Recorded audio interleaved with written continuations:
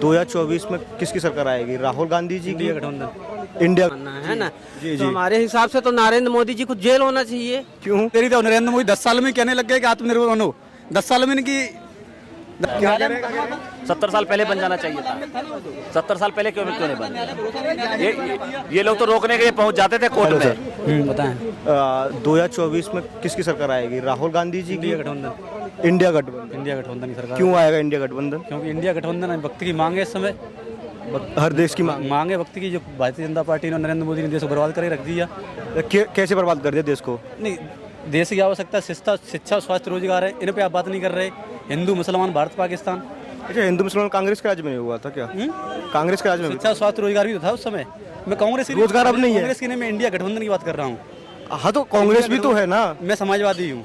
अच्छा। हाँ, तो उसके अंदर तमाम दल हैं। तो मेरा अच्छा, इंडिया ने जो गठबंधन किया उसमें चेहरा कौन है? भाई में एक से एक विद्वान चेहरा है। कौन बनेगा वो क्लियर तो किया नहीं। क्लियर नहीं, इसमें कोई भी बन जाएगा। अरे गठबंधन बना लिया उन्होंने उसमें अखिलेश यादव क्या कमजोर आदमी है क्या? पढ़ा लिखा नहीं है क्या? ममता बनर्जी पढ़ी लिखी नहीं है क्या? अरे तो उनकी खुल के सामने तो नहीं ला रहे हैं ना। कोई भी बना देंगे उसमें क्या? एक से एक ईमानदार। इसमें तो एक ही ये बंधु। तो वही बात कर रहे हो, व्हाट्सएप ग्रुप बना लिए, डीपी नहीं लगाया अभी। कोई ना कोई बन जाएगा ना सब। अच्छा, आपके अकॉर्डिंग कौन आएगा? अभी नेक्स्ट में तो हम ये नहीं कह सकते हैं, लेकिन अगर 2014 के पहले बीजेपी का जो फंडामेंटल मतलब भाषण अगर देखा जाए, जैसे कि उन्होंने रोजगार के लिए बोला था कि हम देश के युवाओं को, हमारी जब सरकार बनेगी तो उनके गांव घर क्षेत्र में ही हम उनको रोजगार देंगे, ताकि भाई बहन माता पिता के सुख दुख में वो साथ रह सकें। लेकिन ऐसा आज कंडीशन देख लीजिए, हमारे देश के जो नायुवक हैं कैसे वो दिन प्रतिदिन एकदम से निराशा के हाथ में फ्रस्ट्रेशन होते चले जा रहे हैं। तो एक ये है। दूसरा, उन्होंने महंगाई के लिए जो उन्होंने बोला था कि इस बार जो है तो हमारी सरकार अगर बन जाएगी तो महंगाई को पूर्णतः एकदम से कंट्रोलिंग कर दिया जाएगा। लेकिन अब देखिए उसका 4 गुना 6 गुना है ना, जस्ट वो अपोजिट। महंगाई तो समय की मांग है ना। समय जैसे बढ़ता जाएगा तो महंगाई तो बढ़ेगी, क्योंकि आने से पहले उस टाइम पे 100 करोड़ की जनसंख्या थी, आज 9 साल बाद 140 करोड़ हो गए। तो महंगाई तो बढ़नी है, महंगाई कोई मुद्दा नहीं है, क्योंकि महंगाई अब भी रहेगी, अगर आगे भी कोई सरकार है फिर भी रहेगी महंगाई। तो इस हिसाब से अगर जैसे आप बोल रहे हैं कि मतलब समय के साथ में महंगाई बढ़ेगी, कोई कंट्रोलिंग नहीं किया जा सकता है ना, ये आपका मानना है ना। जी, तो हमारे हिसाब से तो नरेंद्र मोदी जी को जेल होना चाहिए। क्यों? 2014 के पहले उनका क्या भाषण था? यही ना था, लोगों को जो आश्वासन दिया, देश को गुमराह किए हैं। महंगाई को लेकर देखिए, जो गैस का, पेट्रोल का, डीजल का और अदर चीजों में जिसका भी देखें, सब में तो कंट्रोलिंग करने की बात की थी ना।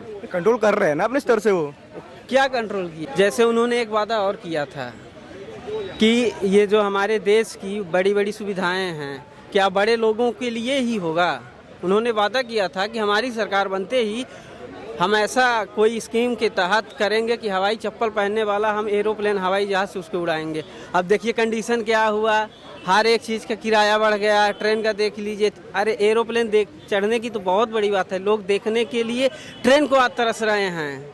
आएगा? कौन आएगा? मोदी आएगा। मोदी क्यों आएगा? मोदी अच्छा कर रहा है, क्या अच्छा कर रहा है? देश में अच्छी कर रहा है, तरक्की कर रहा है। सब मोदी का ही नाम ले रहे हैं, सब मोदी का ही। उदाहरण, मोदी जी अच्छी तरक्की कर रहे हैं, देश में सभी अच्छी तरक्की कर रहे हैं। भैया हम मोदी का भरपूर साथ देंगे, ठीक है ना। आप हमको उनका कोई 5 या 2-3 काम बता दीजिए। अब तो काम गिनाना पड़ेगा, काम गिनाना पड़ेगा। जैसे अभी 2019 में जो आतंकवादी किया था उसको बदला लिया था मोदी जी ने, वो काम ठीक था, सही था ना। वो काम देश के लिए क्या काम किया वो पूछना चाह रहे हैं। 5 काम। वो तो कोई भी सरकार आएगी तो एक्शन लेना ही पड़ेगा। देखिए वो बात नहीं है। आप रोजगार के लिए बात करिए, महंगाई के लिए। ये राम मंदिर बनना हो रहा है, ये काम है। हाँ राम मंदिर हो गया।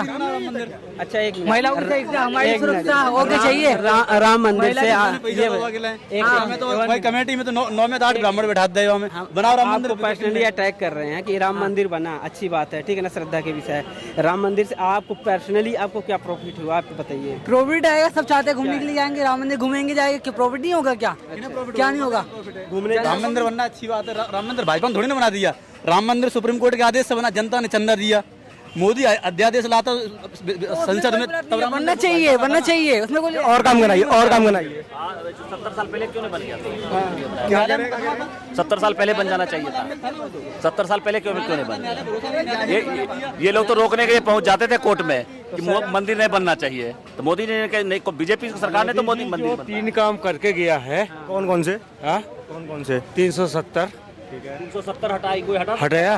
बोलता था लाश गिर जाएगा, खून की नदियां ये जो अब जो मोबाइल में ऐसे कर रहे हो, पेटीएम कर रहे हो, डिजिटल कॉल लाया मोदी जी है, तो फिर क्यों बोल रहे हो? सही बात है। 2014 के पहले हमारे देश में जो है मोबाइल ही नहीं था। ये आपने बहुत अच्छा किया। 2014 अरे पहले अच्छा कोई किया, मोबाइल तुम तो नहीं अभी था। बोले मोदी को जेल होना चाहिए, पहले समझो। मैं उनकी भाषा में बोला, उन्होंने जो वादा किया था, जो वादा किया है कर दिया है। तुम बोलोगे तुम बोलोगे हमें नौकरी चाहिए, नहीं दे पाएगा। पकौड़ा बेचो, खाना खाओ। तो वो भी तो नहीं करने दिया जाता ना। पकौड़े भी कहाँ तलने दिया जा रहा है, बताइए।